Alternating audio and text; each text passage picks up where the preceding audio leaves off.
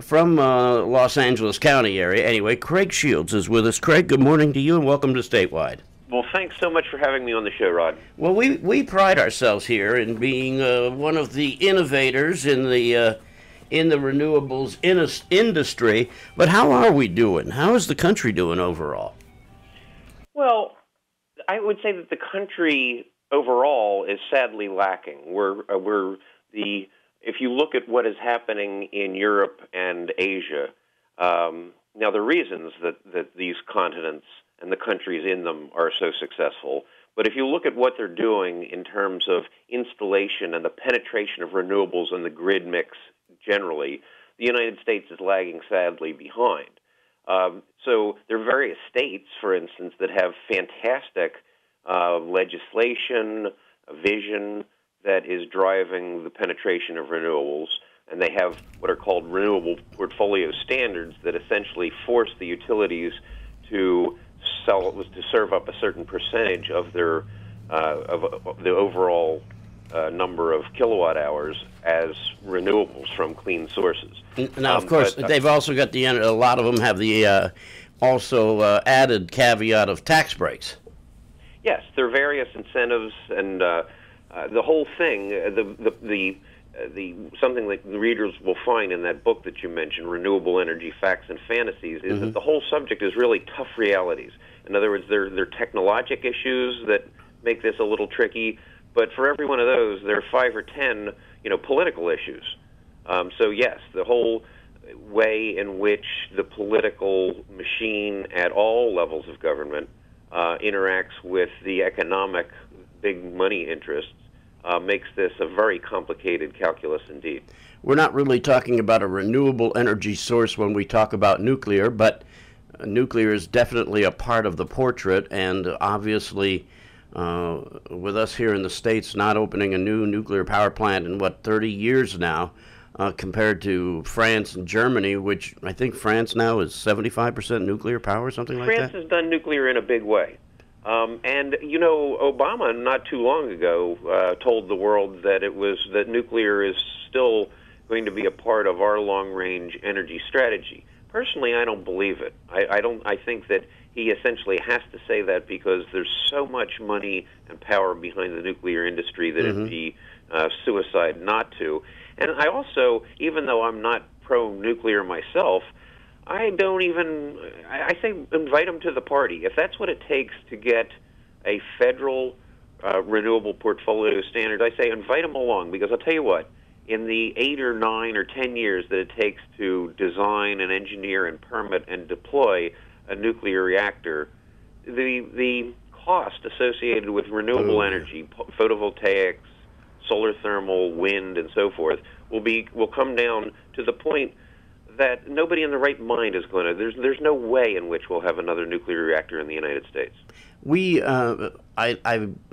I moved from Los Angeles before I went to Las Vegas to Palm Springs, California, and as I was moving there, 1972, I guess it was, they were just putting in the wind farm in the Morongo Valley area, and in Cabazon. And it was built by NASA originally. It was the first I had ever seen anything like that. And the other thing I couldn't believe about it was all the flap there was over how damaging it was to the ground. Well, that's 40 years ago. What have been the long-term effects that they could actually claim onto? Well, it's an interesting argument. The book is a compilation of 25 interviews with subject matter experts, and of course I wanted to get somebody authoritative to speak on wind. And there's certainly, there are a couple of interviews that have the touch on the subject. One from the Audubon Society who says, look, there are ecologic consequences of deploying wind in terms of if you want it in Wyoming, there are places where we should have it, and there are places where we shouldn't. There are places where the animals come out of Yellowstone to winter that has essentially no human footprint now. Why put wind farms with huge strips of concrete leading to these huge towers in a place that currently has zero human footprint? So there are ecological issues. But I go back to the interview with the guy on wind itself, the chief technology officer for Clipper Wind Power, one of the most senior scientists in the world in this space.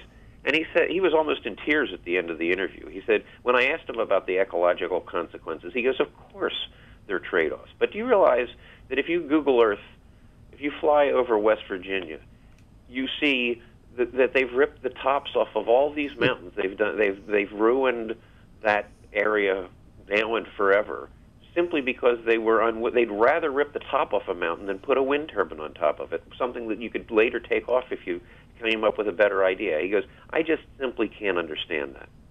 And neither can I suppose. I know that there's obviously, as you said, there is some pitfalls along the way, and I'm sure that there were, and obviously with that being an area that I inhabited and drove by almost every day, I can understand how some birds got caught up into it, and I understand that that's bad, but I just don't understand how you can make that as a real consequence. And I know that we are now in the business of, there's a new wind farm that's being built on the mutual border between Nevada and Idaho and Oregon, and they're saying, well, it ruins the landscape. And I got to tell you what, I drove through on Route 90 to go to Vancouver, and the scenery was dotted with wind farms on the top of the mountain. I didn't think it was offensive looking in any way, shape, or form.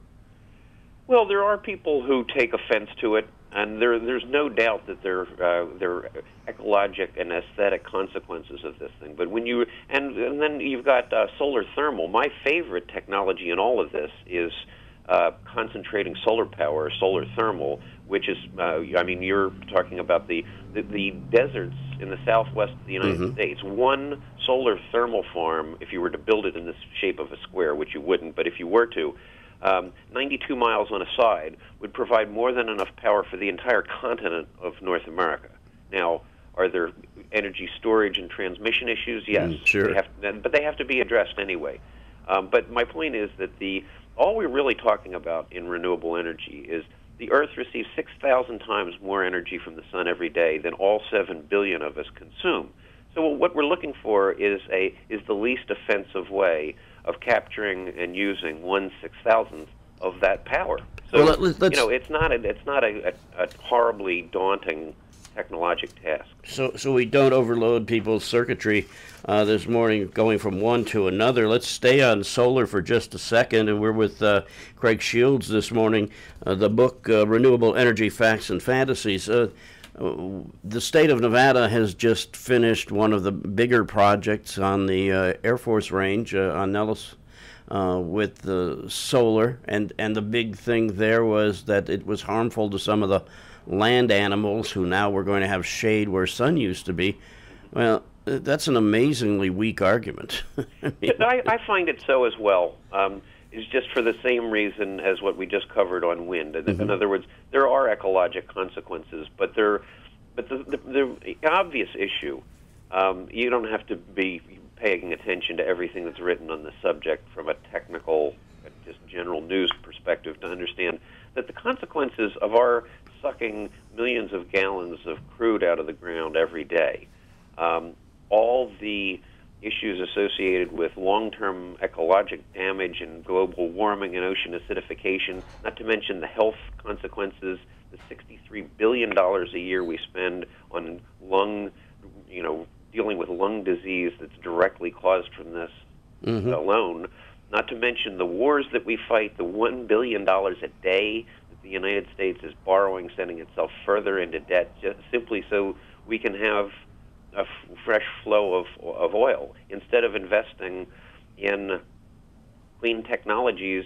the cost of which are falling every day anyway. So to be honest with you, and I hate to sound so cavalier, but it's essentially corruption. You can call it what you will, but the fact that that the oil industry employs 7,000 lobbyists whose only job is to extract favors from 500 and change senators and representatives is they wouldn't own those lobbyists, and those lobbyists wouldn't own those congresspeople if this wasn't effective for them.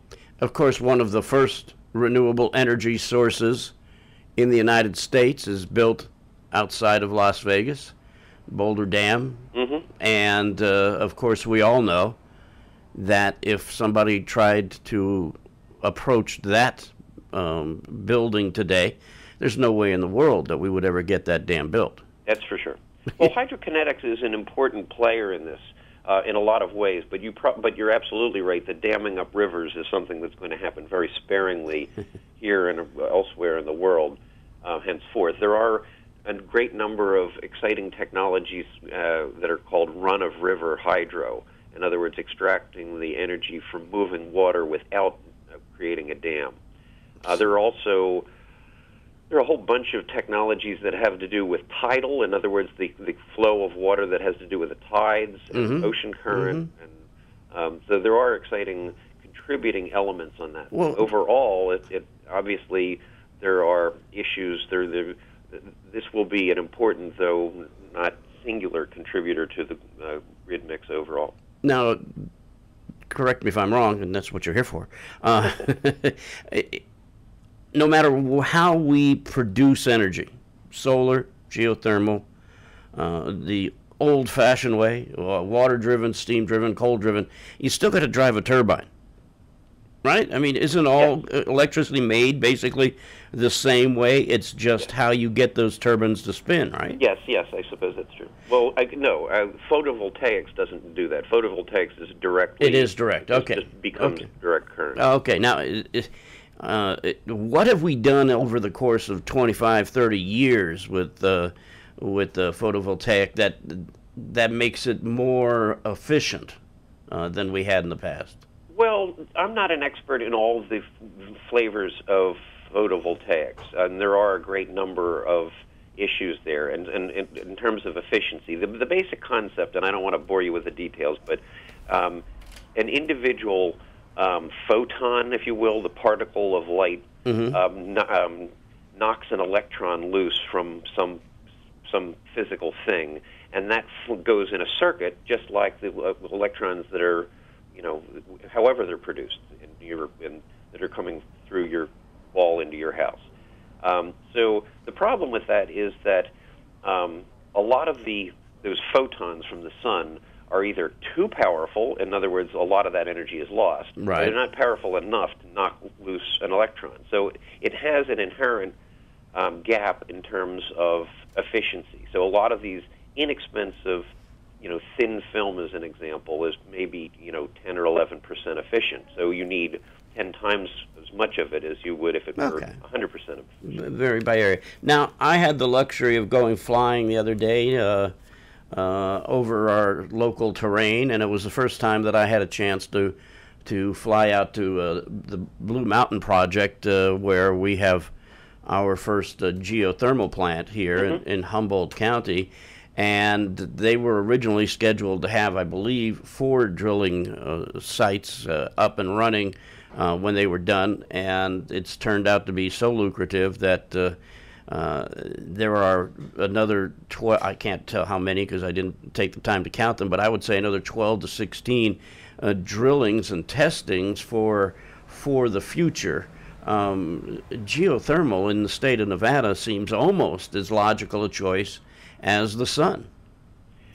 Well, I can't argue that. Geothermal is exciting. The problem with it, if I were an investor, is that you have to have some appetite for risk. So just exactly what happened in Humboldt County, where they got lucky and they had anticipated 4, and now they're looking at 12. Well, that's good, but that's indicative of the fact that they could have been looking at 4 and they wound up with dry holes. So it's not unlike oil exploration was in the early 20th century. In other words, it's something where there's an element of risk associated with what are you going to find when you get down there. And when you're exploring for oil, you're drilling through essentially sand.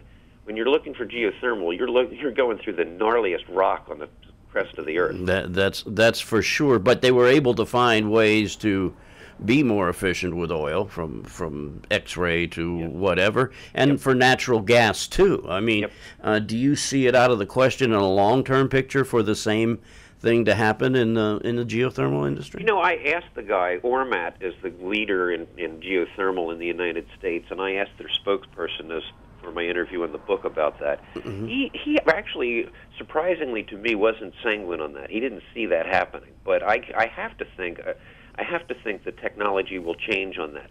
Here's my viewpoint, though: is what's going to happen in the whatever 5 or 10 or 20 or 50 years in which that technology is changing. Well, guess what? All the other technologies are going to change as well, which is why I'm so bullish on solar thermal. In other words, this is a fairly nascent, brand new technology. Right. Photovoltaics and wind have a 20, 25-year head start on it in terms of research and development. You give that technology 20 years, and it's going to be extremely inexpensive and efficient. And I know one of the things that happens there is truly the most renewable of renewable, and that is that the water that's pumped out, when they're done with it, is basically pumped back in. Oh, geothermal you're talking about? Yeah. Yes, absolutely. So obviously that makes it even more efficient from a standpoint. And we used to say, we'll never have solar energy because the truth of the matter is the government can't find a way to charge for it. But they will. We know that. One of the things when I talk to people who know quite a bit, and not necessarily experts, but know quite a bit about this, when they have a knock on solar, the knock is the fact that it seems like it's a better source of power on an individual home-to-home basis than it is for a grid system. Well, I don't know why that's a knock. I used to think that myself. I used to say, well, look, aren't we really talking about scale here? Do we really want, hundreds of thousands or tens of millions of people, each with their own electricity factory?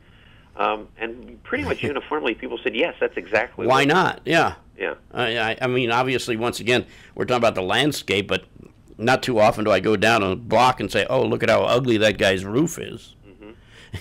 Right. I mean, that's just not something I do, and I'm sure that the industry itself has made inroads on how they can disguise it, just like we've turned cellular towers into looking like palm trees. Yes, completely. So it makes all the sense. The book is very interesting. It is called Renewable Energy, Facts and Fantasies, and how can people get a hold of it if they're interested?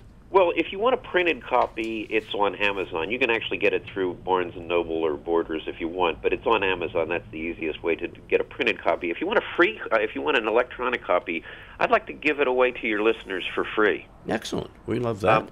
We're at, my website is 2greenenergy.com, the number 2, greenenergy.com, and if you just go /radio, so 2greenenergy.com /radio, if you put in your name and email, you can download a free copy.